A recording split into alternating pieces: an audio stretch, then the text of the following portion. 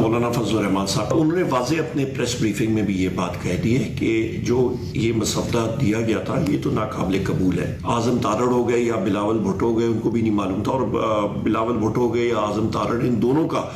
جو رول تھا وہ بہت منفی رول تھا. جس طرح کٹھ پتلیاں ہوتی ہیں یہ کٹھ پتلیوں کا ہی رول ادا دونوں صاحبان کر رہے تھے,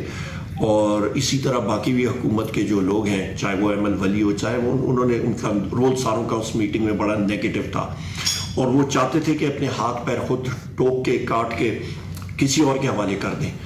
مولانا فضل الرحمان صاحب انہوں نے واضح اپنے پریس بریفنگ میں بھی یہ بات کہہ دی ہے کہ جو یہ مسودہ دیا گیا تھا یہ تو ناقابل قبول ہے. اعظم تارڑ ہو گئے یا بلاول بھٹو ہو گئے ان کو بھی نہیں معلوم تھا, اور بلاول بھٹو ہو گئے یا اعظم تارڑ ان دونوں کا جو رول تھا وہ بہت منفی رول تھا. جس طرح کٹھ پتلیاں ہوتی ہیں یہ کٹھ پتلیوں کا ہی رول ادا دونوں صاحبان کر رہے تھے,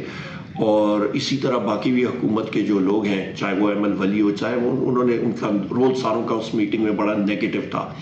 اور وہ چاہتے تھے کہ اپنے ہاتھ پیر خود ٹوک کے کاٹ کے کسی اور کے حوالے کر دیں.